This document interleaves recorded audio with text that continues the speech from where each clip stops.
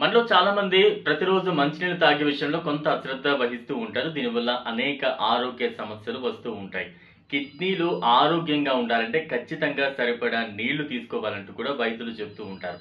అయితే మహిళలు కావచ్చు, పురుషులు కావచ్చు ప్రతిరోజు ఎంత క్వాంటిటీలో వాటర్ తాగితే మంచిది అనే అనుమానాలు చాలా మందిలో కలుగుతూ ఉంటాయి. దానికి సంబంధించి కొంత క్లారిటీ తీసుకునే ప్రయత్నం చేద్దాం.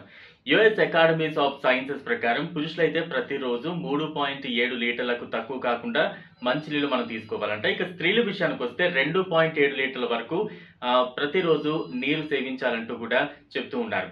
ఇక వయసు, బరువు, వాతావరణ పరిస్థితులను బట్టి ఇవి మారుతూ ఉంటాయని, గర్భిణీలు అలాగే పాలిచ్చే తల్లులైతే నీటిని ఎక్కువగా తీసుకుంటే చాలా మంచిదంటూ కూడా చెప్తూ ఉన్నారు. ఇక్కడ నీరు తక్కువగా తీసుకుంటే ఎలా అయితే మనం హైడ్రేషన్ గురవుతామో, ఎక్కువగా కూడా నీరు తీసుకుంటే మరో సమస్య కూడా ఉంటుంది.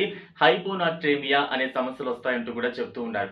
సో ఖచ్చితంగా ఈ మేరకు క్వాంటిటీలో వాటర్ తీసుకుంటే చాలా మంచిది అంటూ కూడా వైద్యులు చెప్తున్నారు. ఈ రకంగా మనం వాటర్‌ని ప్రతినిత్యం తీసుకుంటే హాస్పిటల్స్ చుట్టూ, వైద్యుల చుట్టూ తిరగాల్సిన సమస్య చాలా వరకు తక్కువగా ఉంటుందంటూ కూడా చెప్తూ ఉన్నారు.